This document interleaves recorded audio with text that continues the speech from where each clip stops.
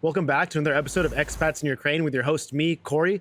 Today, my guest, he's American. He's a retired Marine colonel and retired American Airlines pilot. Right now, he's a humanitarian in Ukraine. He goes by Colonel Monty. Colonel Monty, welcome. How are you? Thanks for having me over, Corey. It's great to be here and great to share the story. Part of our mission that we're here doing is spreading the word, and this is an opportunity to spread the word. The war in Ukraine is real. People are dying. People we know, we've worked with, are dying, and there's a lot of suffering going on. People are being displaced from their homes. Families are disrupted. Terrible war, terrible conditions here, and we're trying to help what we can. We're not going to change the course of the war. We're not going to solve world hunger. We're not going to end the war in Ukraine. We're here to try and help one person, 10 people, maybe keep somebody alive, and that person goes back to their family, goes back to their homes, resumes a job and continues to build Ukraine to a prosperous nation again. So we know our limitations. We're small potatoes, but we're trying to help what we can. No, what you guys are doing, I was reading so much about it. You guys are doing amazing work. I got introduced to you through Johnny. And Johnny said, you have to meet Colonel Monty. I met you one time at this fundraising event. Yeah. We just spoke briefly. And then I invited you to the podcast because Johnny is he's doing so much work. He needs to get the word out there. And I was like, yeah, and I read so much about you. But we'll talk about your organization in just a moment. So we'll start from the beginning, what you're doing before, and then your story about how you came to Ukraine. But first, I don't know if you watched my podcast before, but I like to start with this icebreaker. So it's like a this or that. I'll give you two options, and you just pick one that is the best for you. All right. Okay, we'll start. So just so people can understand who the real Colonel Monty is. He's a retired colonel, a retired American Airlines pilot, but who is he as a person? So, small town guy. I grew up north of St. Louis, out in the country. I got a degree in agriculture, University of Missouri, ag economics. So I've got a business background, mind thinking, a little bit analytical and stuff. But I'm a family man. I've got a wife of 37 years. I've got a couple kids. I grew up hustling, on the lower end of the socioeconomic, scale. Worked out odd jobs. I worked at the grocery store. I shoveled snow, cut firewood, whatever I could do to make a buck, trying to get ahead, trying to be able to pay for college. Worked my way through college. And then after college, I'd gone through Marine Corps Officer Candidate School and went into the Marine Corps, to fly. I wanted to be an airline pilot. When they recruit you, they don't tell you when you go to flight school, you're probably going to fly helicopters. I was going to go down there and fly C-130s because that was a easy access road to the airlines. Everybody, 80% of the guys fly helicopters in the Marine Corps. So I flew helicopters, did that pretty well for 20 years, squadron commanding officer and stuff. Wow. But I get up, I mow my own yard. I do my own projects around the house. I'm a handyman. I fix people's stuff in the neighborhood. Just your regular guy. I did Boy Scout camping with my son, and help him out. You seem like an all-American guy. And tell me, you played American football too when you were growing up. No. If you did, I would say wow, you're so American. You live the American dream. All-American life. You mow your own lawn. You worked at the grocery store, humble beginnings. Yeah, this is really American dream. And plus with your accent too. This is, to me, it's like a Midwest accent. Midwest, some people say Southern, but Missouri was on the north side, the winning side of the Civil War. So we don't consider ourselves Southern, but I guess I got a little Southern accent. But no, I didn't play football. Our school didn't have football. They had basketball. I was too skinny for basketball. But I wanted to be a letterman. I wanted to be an athlete, so I started running cross country.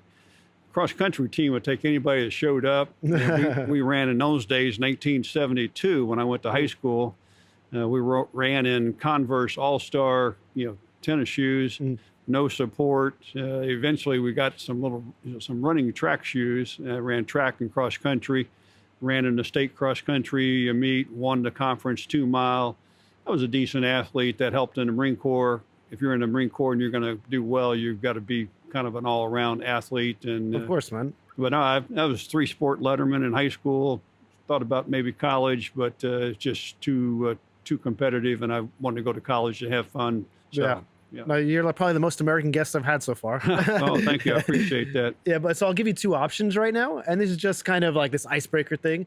So You have to choose one. Would you rather have Provel cheese, or would you rather have like домашний сыр, it's the cottage cheese in Ukraine?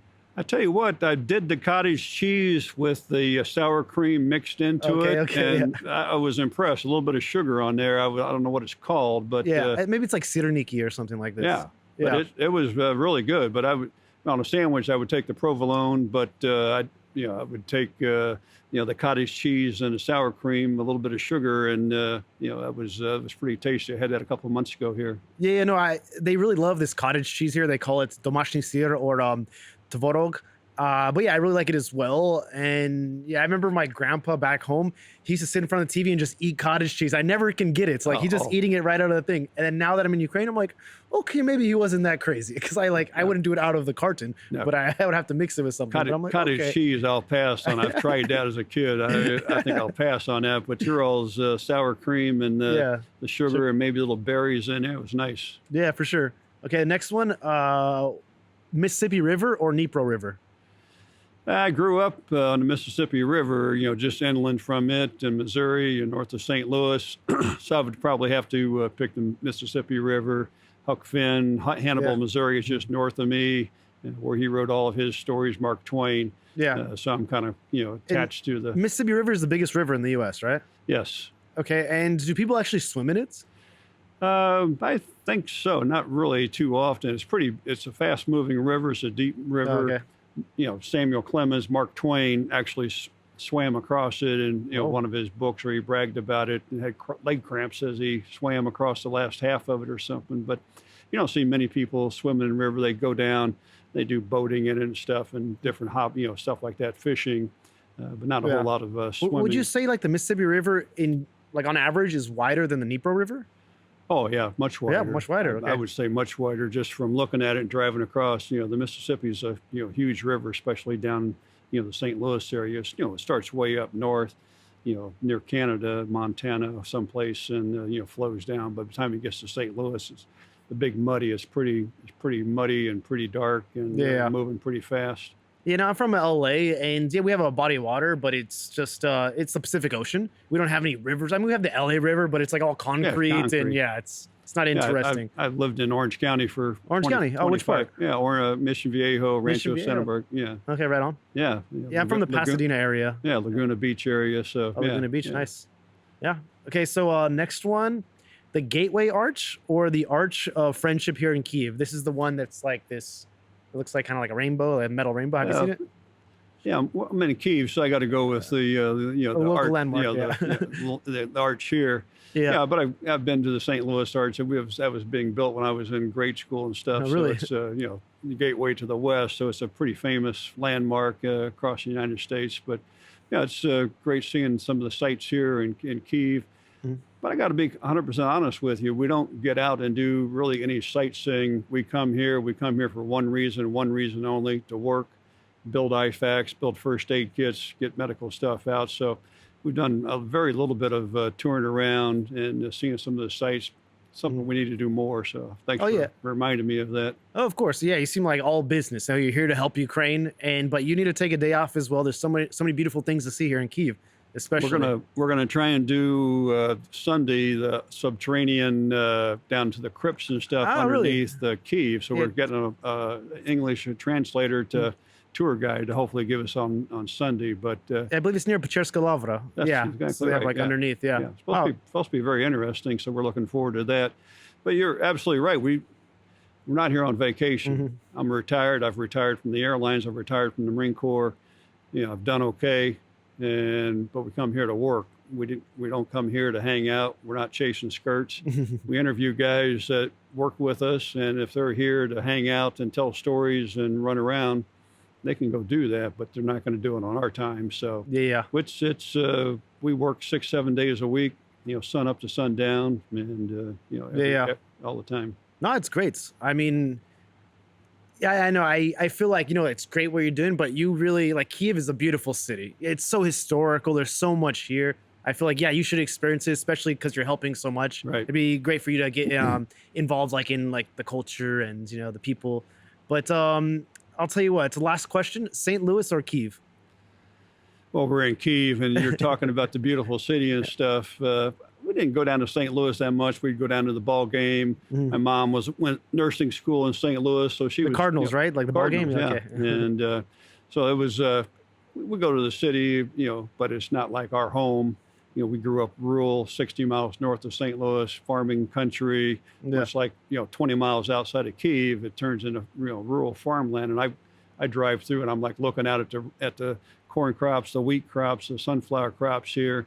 I'm looking at the soil. I'm looking at the machinery that they're using, comparing it to back home. So, but it's nice to be here. It's great, seeing the stuff and different atmosphere and different way of life and a different people, a different culture. I don't know the language really at all because, like I said, we're here working. Yeah. And I don't have an ear. I'm hard of hearing from flying helicopters that I can't hear all the sounds. And I can't mimic those sounds for picking up the language. That's my excuse. Well, it's not an easy language. Like, first of all. No, yeah, it's not very hard. But just after a while, I can kind of pick up. And I lived in Papua New Guinea for a year as a missionary pilot. I read that. Yeah. So, doing sign language and pointing and picking up little bits here and there, you kind of get a feel for a little bit of what's going on sometimes. So yeah. Okay. So we'll start this way. So I like creating like a timeline of Colonel Monty up until he's in Ukraine, helping out on your 17th visit now. Okay, so you grew up in the Midwest in a small town, and when you're growing up, because we're from different generations, I kind of understand like how the education system is, for my generation, at least what we learned, historically about this part of the world. When you were growing up, it was Soviet Union right. still. So you had like this, and it was, a lot of people were against like the Soviet regime. There was a Cold War at this time. When you were growing up, did you know anything about Ukraine specifically, or what were the general consensus about the Soviet Union, or what you learned about it? Well, Soviet Union was bad. Of course. We were good. We saw them at the Olympics, and they always seemed to have, better athletes, and, but they took from across the entire, the Soviet Union empire and brought people in, and they had different athletes. So we're always kind of opposed to them. We did drills when they did the Cuban Missile Crisis, where we got underneath our desk, and they didn't tell us that we were avoiding missiles, but it was for a hazard, a tornado or hurricane, something, windstorm coming through. But we had negative views of Russia. I still have negative views of Russia. I don't have negative views of Ukraine. They've been trampled on by Russia. They've been invaded, they've been murdered, they've been massacred, they've been tortured, they've been raped, and that's what brought us here, having those things. But Ukraine itself, I'll be a first to admit, I didn't learn about Ukraine in high school, college. After the Cold War ended, understood a little bit more about Ukraine, breadbasket of Europe, and then when you come here and see it from a farming agriculture background, it is the breadbasket of Europe. It's amazing. So we're bad feelings against Ukraine. I don't think I ever had a bad feeling against Ukraine. Bad feeling against Russia. Yes. Yeah, and it's so interesting to me in the U.S. Do you follow politics in the U.S. at all, or you try to stay away from it? I'm not going to get too political. I try and stay away from it. It's kind of hard too with the polarization it is now. Yeah, it's very polarized with the left and right. And I vote. I help get out the vote. I encourage people to vote. I don't care which way they vote, but people have to vote. It's the voice of the people. That's your opportunity to try and influence the government. If you don't vote, you don't have a say in what's going on, and you can't complain because you didn't vote. Yeah, I won't get too political, but I have a question because, people from, your generation as well, because it was the Soviet Union. When I was born, the Soviet Union was about to collapse like 3 years later or something like this. So I didn't really, understand the Soviet Union, whatever. So you grew up and there was a Soviet Union and it was Cold War. America didn't like Soviet Union. There's so much American propaganda saying like, this is our enemy. Cuban Missile Crisis had you going under tables when you're like in school. Do you feel like there's a shift right now where the West is getting too soft on, Russia? Whereas before this was our enemy, our number one enemy before China, Soviet Union, Russia was our enemy. And now it seems like the West at least is trying to coexist with this instead of trying to get rid of this. I don't think we're trying to ever get rid of Like, of Russia, the Soviet Union, but Putin has had kind of some free reign for the last number of years. The stuff going on in Georgia, what's going on in Ukraine. That NATO, probably Europe, has to stand up more. I'm not a politician. I do have a master's degree in national security, but that's defending the nation, not trying to project or do politics or do policy.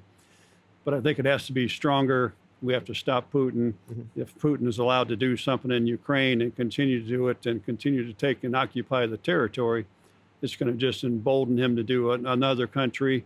And that's what I learned when I first came over here. I was with the World Central Kitchen, April of 2022. And I started meeting all these different people. I met a Lithuanian lawyer. I met people from Israel that are doing mental health work. I met, these Colombian doctors, just a wide breadth of people.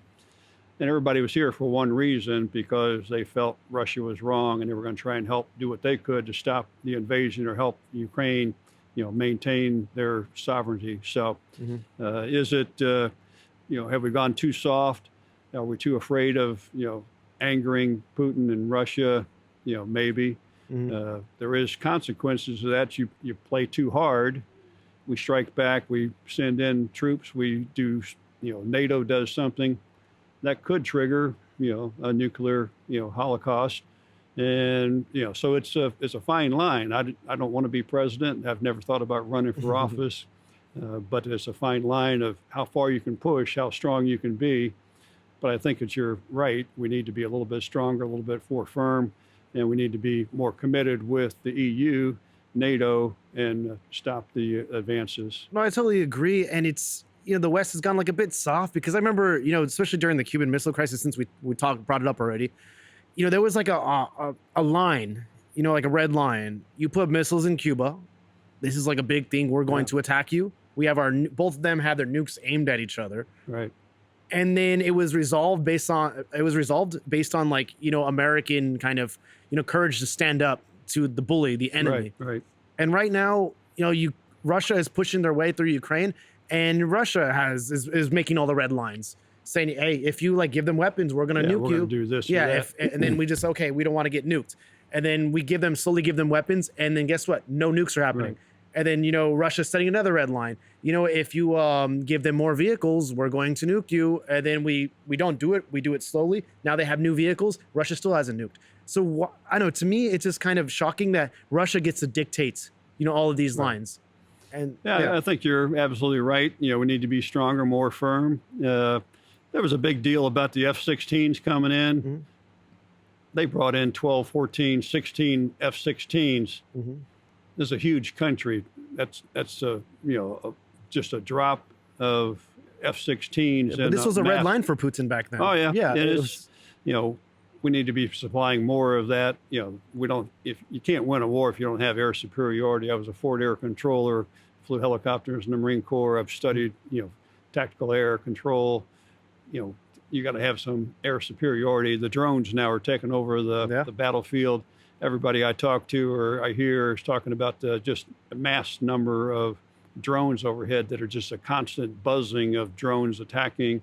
Hard to control, obviously, but we need to have command of the air. We can't have our troops just out there, wandering around and having, randomly bombed by Russian jets. That takes commitment. That takes a lot of presence. That takes a lot of firepower, and it definitely would escalate the war. I don't think Putin will back down. He'll try and up the ante, but will go nuclear. I don't know. I'm not projecting that. It's just a possibility. Of course. And you have, some experience because you're a retired colonel in the Marines. So let's really quick just talk about your experience. So when did you join the military? At what age? And why did you join?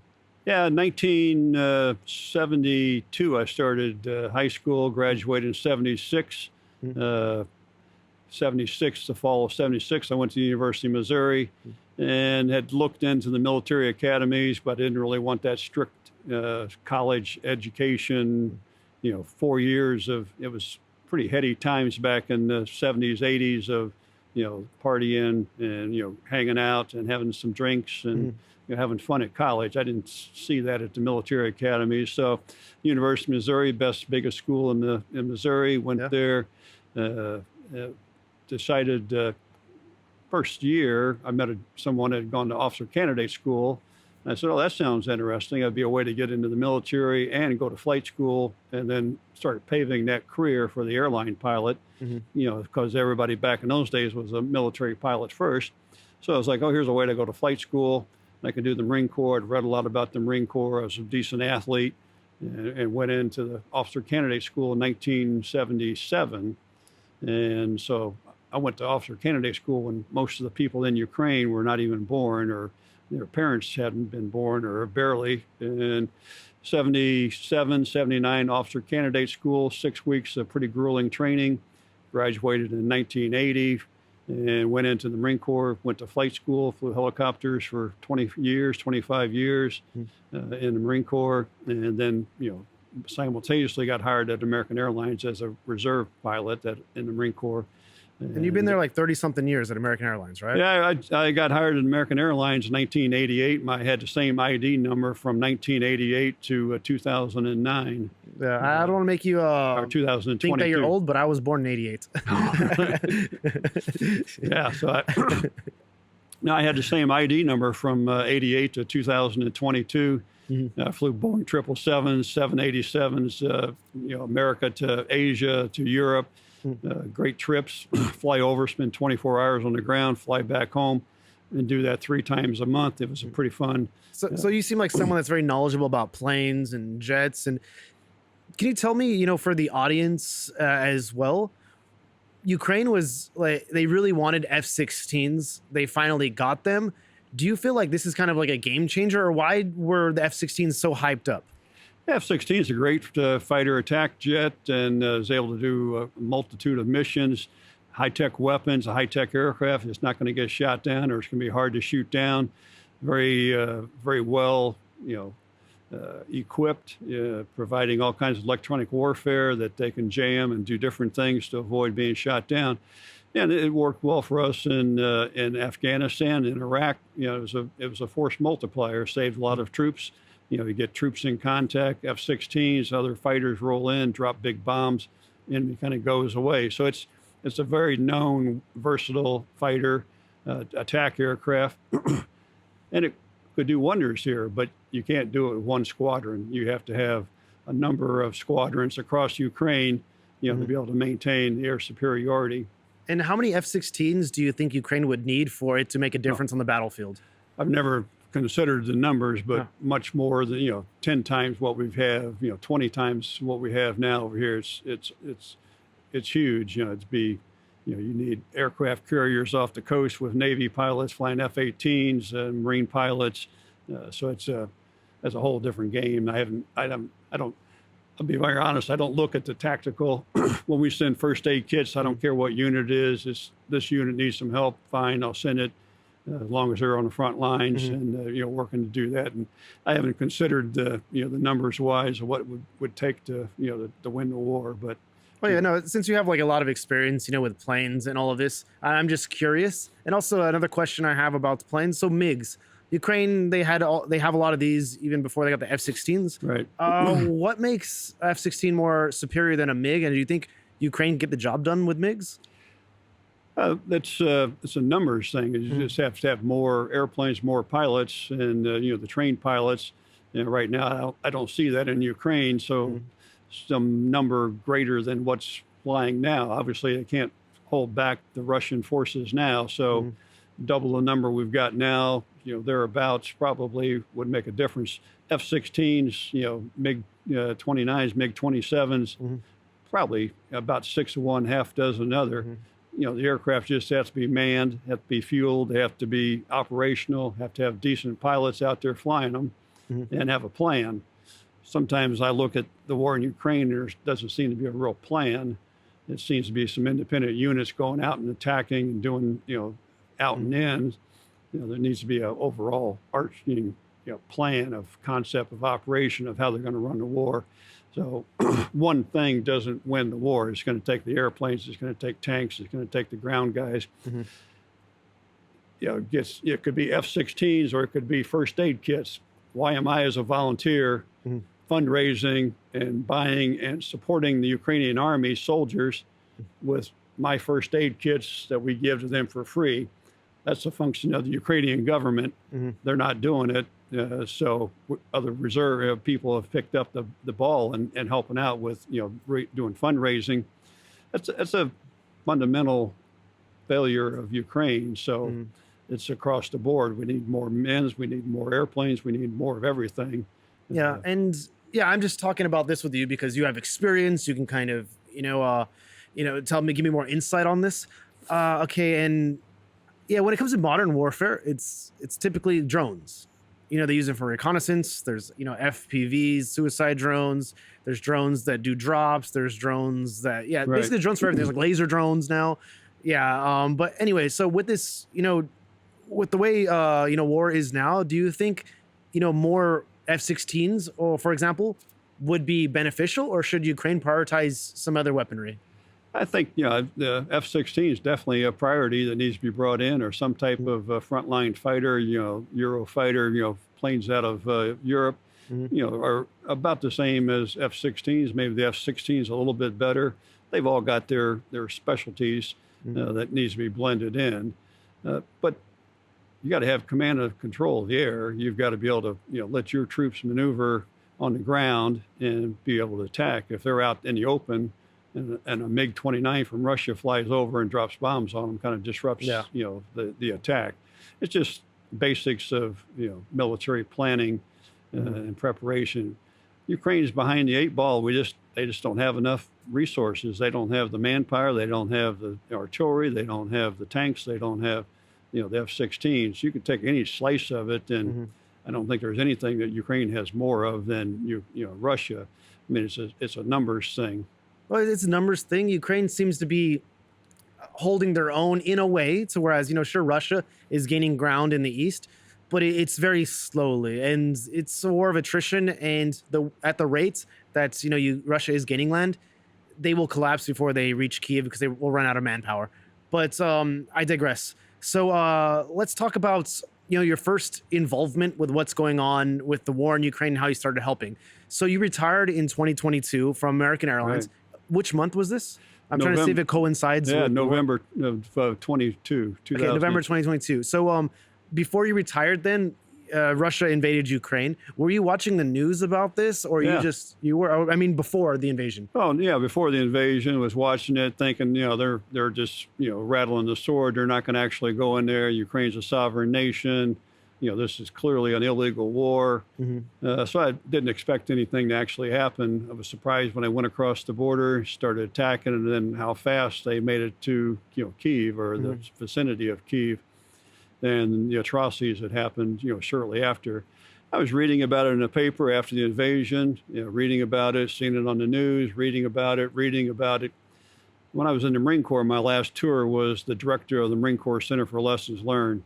I deployed to Iraq 4 times, and I went there to observe and see what was going on, talk to individuals on the ground, everybody from 3-star generals down to lance corporals, PFCs, the lowest, most junior to the most senior people there, gaining perspective.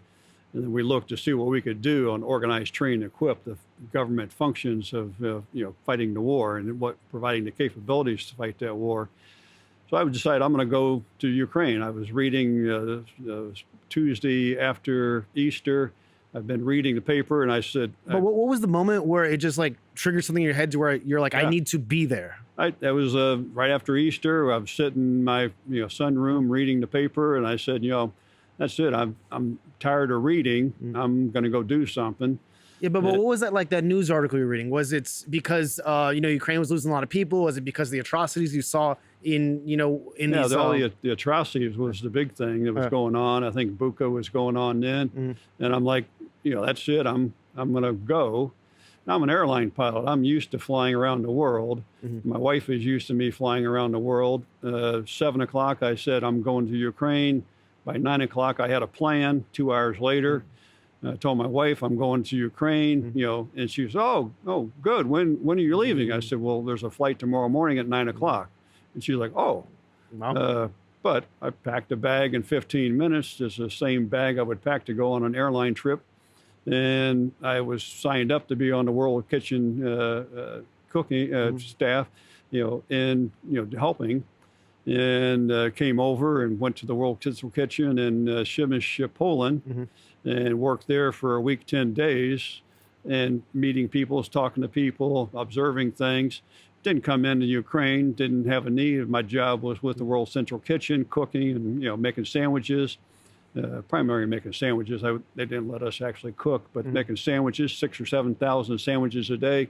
And people were like, well, what were they doing with 6,000 sandwiches? People were eating them. There were that many people flowing out.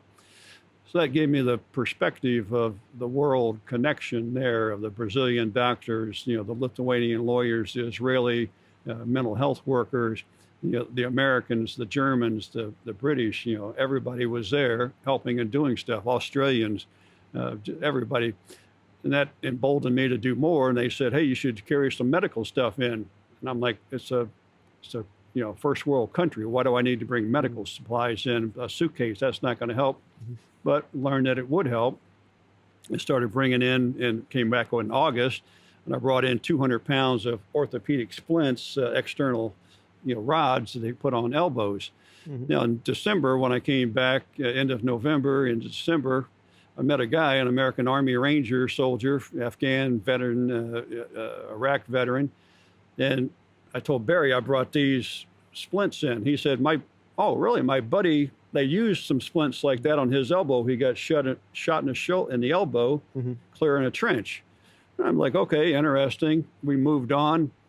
The next night, Barry comes up and says, hey, the splints that my buddy had put on his arm to save his elbow came from Southern California. And I said, I brought those splints from Southern California. Wow.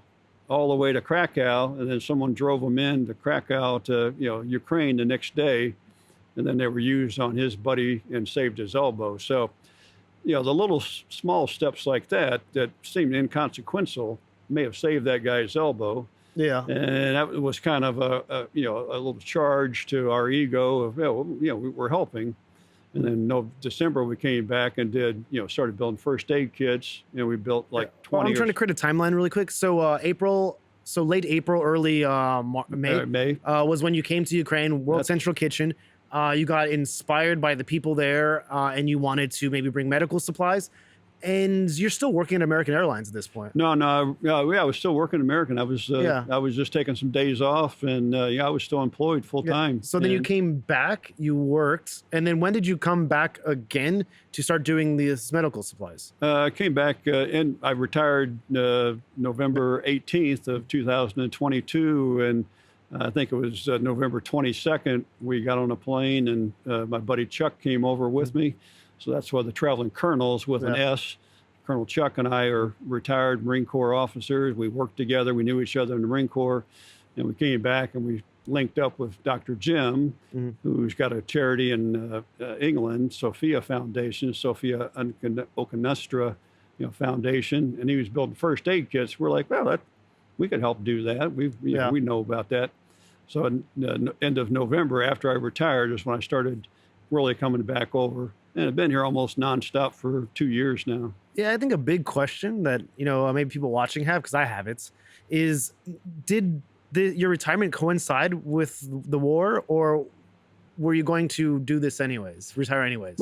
Our retirement plan was to go live in Europe for 2 or 3 months and come back home for a month or two and go back to another destination, go to Portugal, But you planned to retire in November, like 100%? Oh, yeah, I had before the war. mandatory federal law.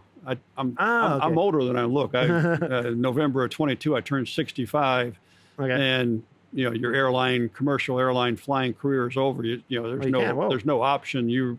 The day you turn 65, you're dead. You can't fly anymore. You're finished. Yeah. No matter how good of a pilot you are, you're the best pilot. I wasn't. You're the best pilot. 65 years old. Federal law, you're out. You can't fly anymore. Yeah. For that type of airplanes, you can do other stuff, but interesting. So I was a mandatory retirement, and I had Marine Corps retirement. I get some disability. I got American Airlines retirement. Didn't need to work, but I'm not going to sit in my sunroom day in and day out and hang out. So we were looking to be engaged. I'd done missionary work before in Papua New Guinea. I'd done volunteer work in the community. I'd done the get out to vote stuff. I'd done different things. So this came up. I wasn't planning on, living here almost full time, but now I'm here for 2 months at a time, home for a month, back over for 2 or 3 months, home for a month. So it's kind of turned into a third career. Doing the fundraising, and then I work at home. And also a big question: how does your wife feel about this? Does she come with you on certain missions? We've got younger kids at home, and so she stays home with them, keeping them in school and keeping things on track. Keeping the family running, the house running. We've got a dog. You can't just pack up and leave. She wants to come over. She will eventually. We're talking about this summer. She possibly comes over with my daughter. And come over and see what we're doing. I send them newsletter updates. I talk to them and send pictures of reports of what we're doing. They follow what I'm doing. They're very interested in it. They feel the same way I do about Russia and trying to support Ukraine. But it's just too difficult right now with the travel distances. It's a long haul to get here. And her mother was sick for a while, so there's other complications that prevented her to travel. But, she would definitely, we've traveled Europe, we've traveled all over, she definitely would come over and wants to, just a matter of time. No, it's great that, you came to Ukraine, you experienced like what it's like here. You understand that they need help. You understand that they're fighting for their life against an aggressive imperialist, country like Russia. And then even you tell your family back home and they understand through your eyes and through the way you explain it and they're interested. They want to come and see what's going on as well. But I know Missouri is kind of like a deep red state. And typically the right side of politics, they have this rhetoric about, we shouldn't spend more money on Ukraine. We should spend it domestically. Do you come across these people in your daily life, like in Missouri, where they're saying, like, you're crazy. Why do we need to help Ukraine? Why are you risking your life for Ukraine? It's you can be in Missouri, you can be any place. You're going to run across people that are completely polar opposite. Yeah, but how do you deal with them? For the most part, I ignore them. You try and argue with them. You try and reason with them. You try and explain why you're there helping. It's a little bit easier for us. We're here trying to save lives. We're not trying to change the war. We're not trying to change the outcome of the war. We're trying to save lives. And I get reports from surgeons we work with that they use one of our surgical tools and they were able to save someone's life. We had a specialized stapler and they stapled off, an artery and they lived. So when you show results like that, it's hard for people to say, well, that's wrong. We shouldn't be over there helping. Number one, it didn't cost the government any money. I pay my own way. And we get volunteers to help us with some, buying equipment, and we get donations from medical charities. So it's hard for them to say that, we shouldn't spend our government money there, because it's no government money. It's all self-funded, that we're doing everything ourselves. But when you show them results, you show them the first aid kits, I haven't seen anybody say, well, we shouldn't be doing that, or you're wasting your time. Well, I got one buddy that, we were in the Marine Corps together. His grandparents are Ukrainian. That's one of the few times I've thought about Ukraine, when he talked about his grandparents being here. And he's like, oh, that's a corrupt country. You shouldn't be there. And I'm just like, okay, thanks, Tom. Appreciate your interest in national security, move along. So, but you can't internalize it. You can't try and make people believe the way you're believing. All I can do is what I can do. And I decided to come here and help and continue to come here. I'm going home probably the end of February. If I have to stay later in March, so be it. I don't have a return ticket. I've got a temporary residency card here for Ukraine. Nice. And, I'm staying if a project gets extended, and then I just buy a later ticket. I'm not going to worry about it. You've been here 17 times already.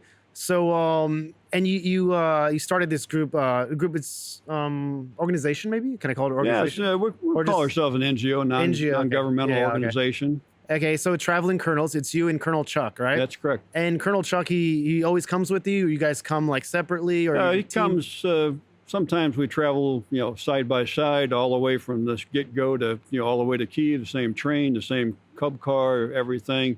And I'm coming over more often than he does. He's got commitments at home, and I'll come over a week or two in advance, and then he'll follow up, and I'll pick him up in Lviv or something and drive down and get him, or we'll, go to Poland and pick him up. But, he, tries to come in as often as he can. He stays a little bit shorter times than I do. My family is used to me being on the road. I had two jobs. I was a Marine Corps reservist, so I was deploying on counter-drug missions. I was deploying here. I was recalled for the first Gulf War. I was recalled to active duty for the second Gulf War. I spent 5 years on active duty from 2004 to 2009, 4 trips to Iraq. My family's used to me being on the road, so I'm still doing what I was doing before, just on the road a little bit longer. And, they're supportive of that. They're used to me being gone and on the road. Chuck's got, some commitments at home, so he's back and forth a little bit more often, shorter trips here.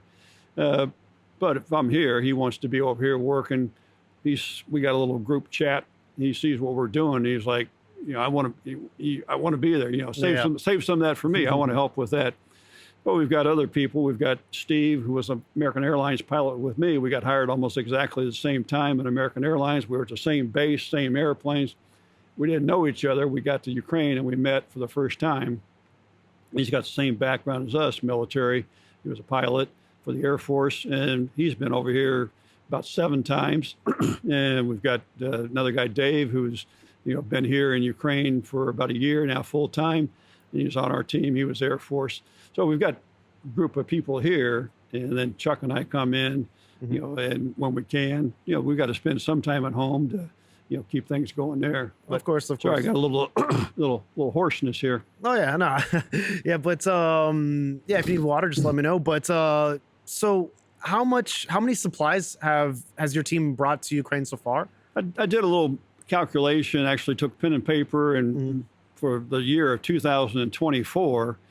We had a tractor trailer truckload of supplies we moved. We had a full container, 40-foot container come from America that we moved. We had other truckloads of supplies we brought in. I don't have an actual weight off the top of my head, but my calculations based on individual loads, about $2.5 million worth of medical aid, first aid supplies that we've helped contribute. When you do some easy math, we've built over 9,000 first aid kits. Each first aid kit costs $65. Wow. If you do 9,000 times, let's say 60 for easy barroom math, 60 times 9,000, somebody said, 54,000. Well, you got the 5.4 right, but it's $540,000. Wow. That's pure cash.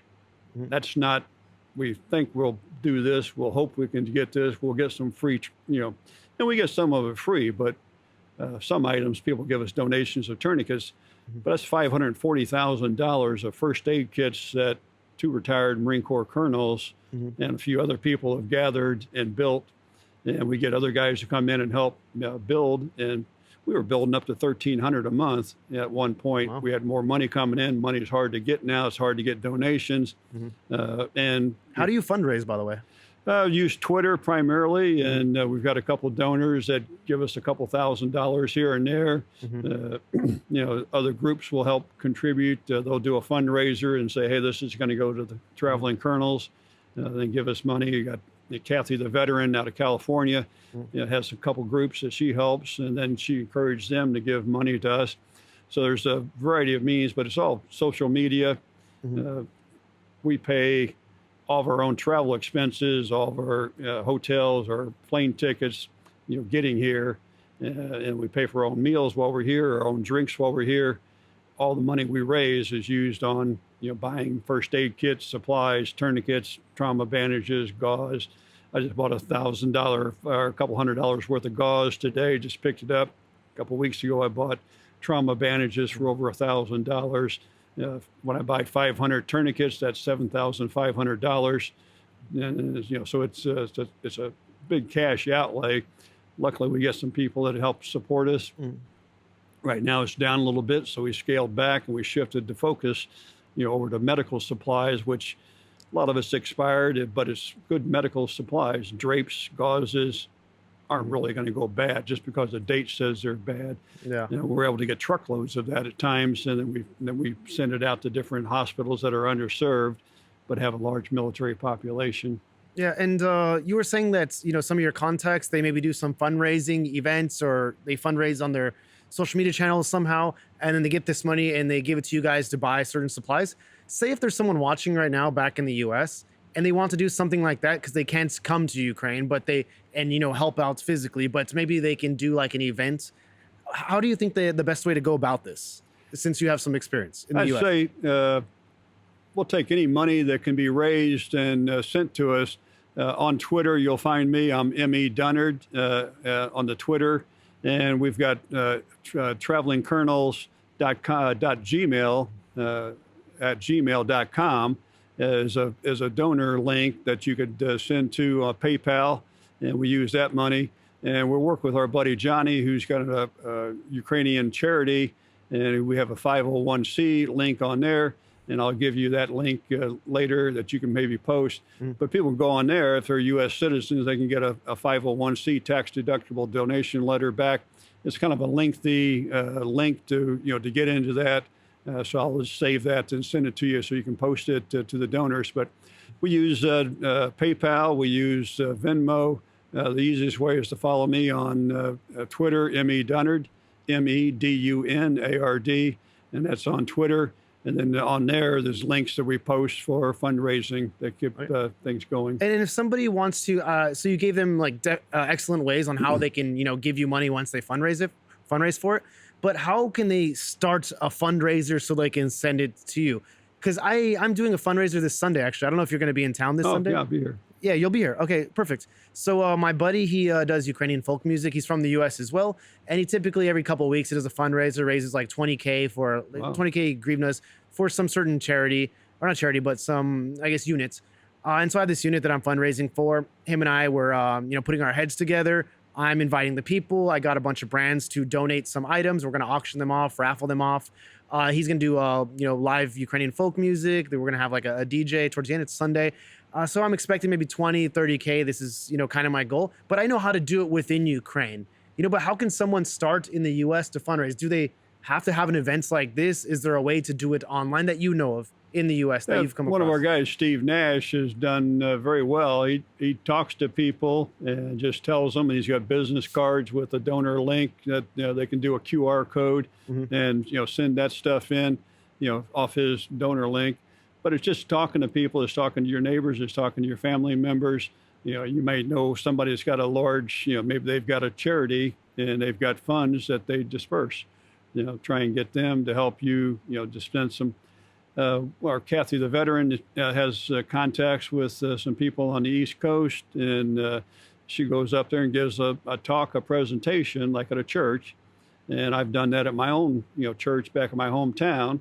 It's a small rural church, but I'll, stand up and make an announcement in church at the beginning. I've talked to the pastor, and he'll say, Monty, you have anything to share about Ukraine? And I'll get up and do an impromptu talk for 2 minutes.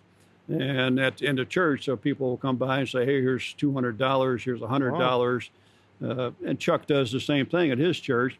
People will kind of sneak up to him and say, hey, here's $100, here's $200, can you use this? So it's, you've got to be outgoing. Yeah. You've got to be willing to tell the story.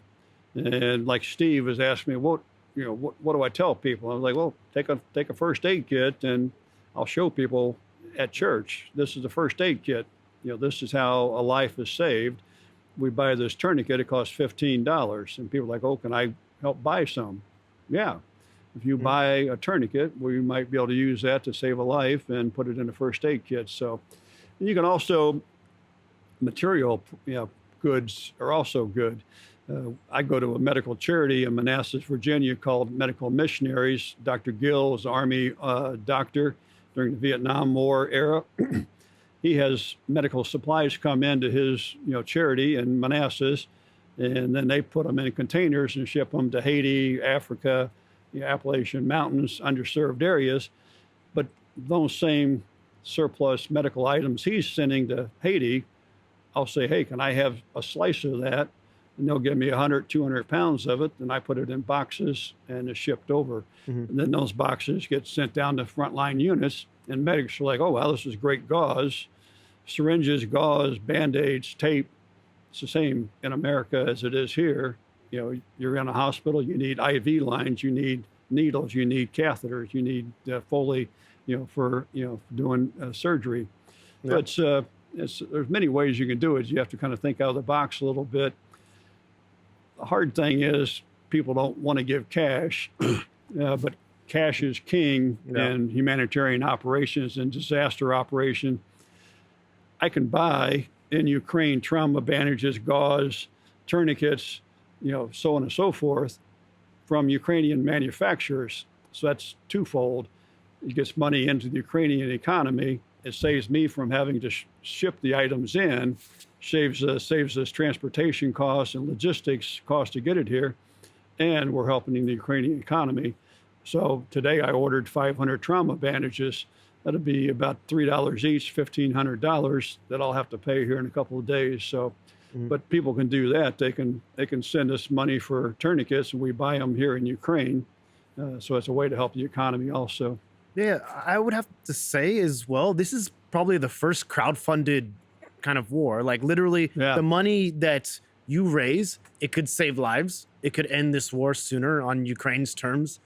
And I was talking to this guy, he fundraises for drones. He, makes drones and ships them out.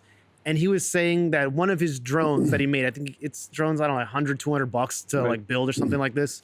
And he said one of his drones took out this anti-air system. So the $200 that you could potentially donate, you could take out like a couple $1 million like anti-air system. Yeah, exactly. And you can bring Ukraine one step closer to victory just with $100, $200. Yeah, that was kind of the same story I told earlier of the carried in the splints, that they were using for orthopedic, fractures. Every little bit helps. If you're buying, giving money, building drones, if you take your old DJI drone out of the garage and ship it over here and someone is able to use it, reconfigure it for, weaponize it, bringing in some gauze, bringing in some Band-Aids, bringing in tape, all that stuff helps. Sending money is still king, but small donations add up and it keeps adding up. I get I get $10 on Twitter, $20 on Twitter. You think, well, that's interesting. But at the end of the month, you look like, oh, I got $800. Yeah. That's $800 more dollars that I didn't have. And you take that divided by 15, and all of a sudden you've got 400 or 500 tourniquets that you can now go out and buy. And that's not insignificant. If you got 500 extra tourniquets, that's 500 soldiers that probably didn't have any tourniquet and now have a tourniquet. You cut your femoral artery, you cut a radial artery, you're going to die in about 20 seconds, 30 seconds. You're going to pump out. I mean, if it's bad, you can try and plug it with your finger. You can hold direct pressure on it. You can get a trauma bandage on it. But at some point, you're going to need to get a tourniquet on that wound. Otherwise, you're going to pass out, and then you're going to bleed to death. And that can save someone's life. That's $15. People absolutely. say, well, buy me a coffee, or don't have coffee for 2 or 3 days. People that buy Starbucks aren't going to stop buying Starbucks to send you $15. They're still going to get their Starbucks, but hopefully they send you some some money for some tourniquets also. So. Yeah, totally. And then right now, so it's your 17th visit. Can you talk about the current mission you're on, like what you're bringing to Ukraine, what you're buying, where you're going? Can you talk about that? Yeah, sure. In fact, yesterday we started loading. We've got an old 2019 Chrysler minivan. Seats fold down, so it's a nice big cargo space back there. And we're loading it. It's a right-hand drive. It's a British car. So not the best thing to be driving. It's got a bunch of miles on it and some semi-bald tires. But we're going to drive that 4 hours east of Kyiv tomorrow. And we're taking an entire van load of medical supplies out to 2 Sumy hospitals. They're very near where the Kursk invasion is going. And the soldiers from Kursk are coming back to these community hospitals, which are overflowing. And we take them out gauze, we take them out Band-Aids, we take them out IV lines. We've got surgical instruments. I had somebody sent us a centrifuge. Steve Nash got a centrifuge for us. It wasn't working. I kind of jiggled the wires around and took it apart and got it up and running. You know, it's 240 volts, so I plugged it in, figured out how to turn it on. And I asked one of the doctors out there, hey, do you need this? And he said, oh, yes, we desperately need, you know, a centrifuge for doing the blood analysis. Yeah. So we're going to drive 2 centrifuges out there for 2 different hospitals, and boxes and boxes. We got everything from air cast splints. We've got crutches, gauzes, IV lines, different items, a full van load, and we'll take that out there. We found that it's easier, cheaper. We don't have as much money now. It's cheaper for us to get medical hospital supplies, maybe a half a pallet, maybe an entire pallet. Maybe next week we've got 7 pallets of gauze coming in from England that we're going to pay some freight on, that they'll drive it in, and then we'll have 7 pallets of gauze that goes out, sterile gauze that'll go out to hospitals. And doctors have already told me, yes, we need that. So we try and find these truckloads of stuff. And if we don't find truckloads, then we carry in bags of stuff, and then we send those out. I sent 4 boxes to a neurosurgeon yesterday. You know, so we're doing everything from neurology, you know, down to first aid kits to, you know, Band-Aids. So it's across the spectrum. Yeah. And so Sumy Oblast, I know this is not the safest region. And when you go to these areas, you know, it's quite dangerous. Have you ever had any close calls? Not here in Ukraine. I've seen drones fly over top our hotel. I mean, literally 300, 400 feet above us. Shahed drone puttered past. It sounded just like they describe it on TV. I saw it in person. I watched it fly. It made a sweeping turn, went down the street. Didn't blow up. Didn't do anything. We've seen missiles, rockets shot down overhead. That's about the closest. We've seen heard missiles being shot down. Then when I was driving home that afternoon, we actually saw the missile fairing alongside the road, on the same road that we drive twice a day. But when I was in Iraq, you know, we had, you know, mortar attacks in the morning, rocket attacks in the evening, every day. You know, so you had 2 or 3 attacks a day. Had more close calls in. Here, big city, small person. You know, we're going with the odds that we're going to be safe. My son came. I was a little bit nervous that he was coming, but, you know, we made it through that, you know, fine. It's a dangerous country. It's a dangerous time. It's a dangerous city. It's dangerous work. But people get killed on the streets in their hometowns also, getting hit by a car or something falling out of the sky or a tree falls over. So we try and take precautions. We're aware of what's going on. We're always vigilant on where we're at, what we're doing. Early in the war, 2 years ago, 2.5 years ago, when we were here, there were some cowboys here, some kind of ruffians, and they were always looking to pick a fight, you know, get an argument. And we just steered away from them. We just stayed away. You know, those guys are drunk. You know, move over here, keep moving. Don't give them eye contact. And that's kind of the way we still kind of do now. We keep an eye out. We'll have our body armor with us. We'll have our helmets with us, but we're not anticipating using it. But if something does happen, we do have, you know, some basic protection for ourselves. Chuck and I are both combat veterans. He was in the first and second Gulf War. I was in the second Gulf War. I wasn't kicking in doors. I wasn't trigger puller. I was a, you know, writer, thinker, analyst, writing reports, trying to change the way we conducted the war and the equipment we used. And that's what we're doing here. We're looking to see what needs to be done, what first aid items they need, what medical items they need. And so we do some analysis, but that's our main thing. We mainly work out of Kyiv, safe here. You know, going to Sumy is kind of a chance to get out of the office a little bit and also haul a lot of stuff out there we had stacked up that needed to go. Yeah. So in like this line of work that you're doing right now for Ukraine, you've probably interacted with a lot of people that, you know, are directly involved in this war, whether it's, you know, nurses, doctors, you know, military people. You ever met somebody that's, you know, made you think like this is all worth it, or they had like such a story that like, you know, inspired you to, you know, keep going? Is there someone out there that you met? I think it's everybody. You know, the people we meet people in our hotel that are coming through and going off to the Army, coming back on leave, and are seeing their girlfriend or wife for a day or two, then back on leave and back to the war. We've talked to medics. We communicate with them pretty frequently. What do they need? We've got this. Can you use it? We'll send it to you.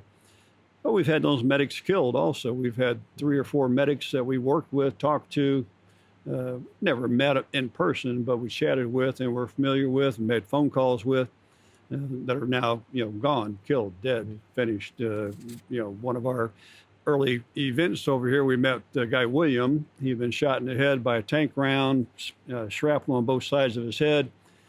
We met his neurosurgeon, and we got to know him, and we support him now.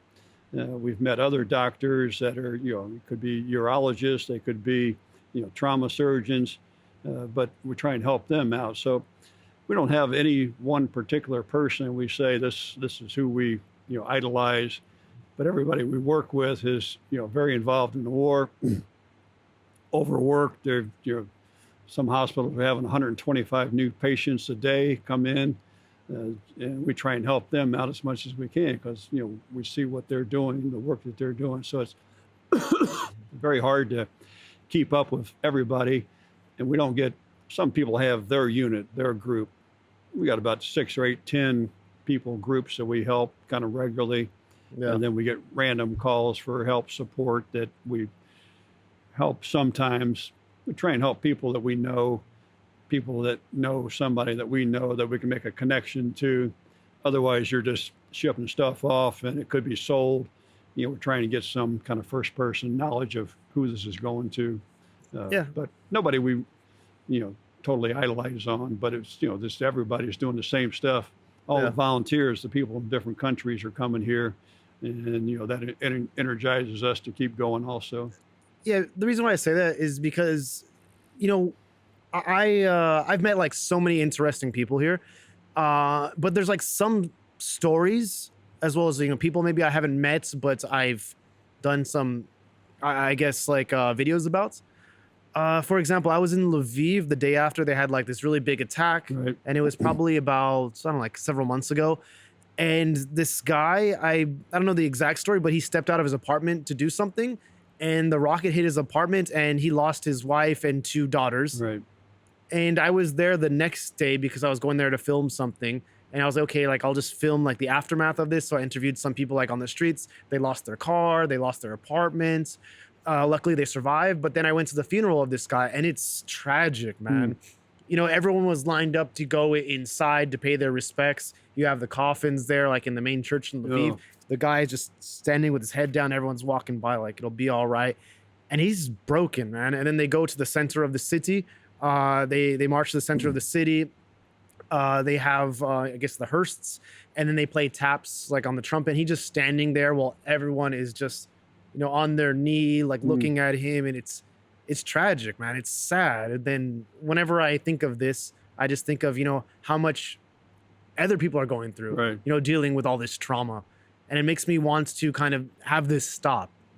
And I guess the best thing I can do is just bring people together, maybe like fundraise, maybe spread awareness about what's going on so this doesn't happen anymore. Maybe it'll motivate other people to like step up and, do their part. Yeah, so you're exactly right. We're not going to win the war. We're not going to solve the war in Ukraine.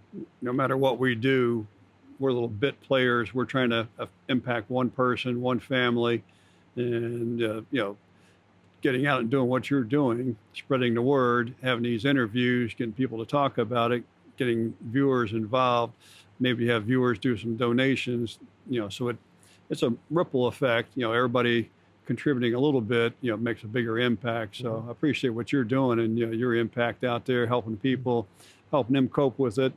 This is therapy for me, talking about it and getting it out of off the chest and talking through it. But I know I'm helping also that people listening, maybe they will contribute something.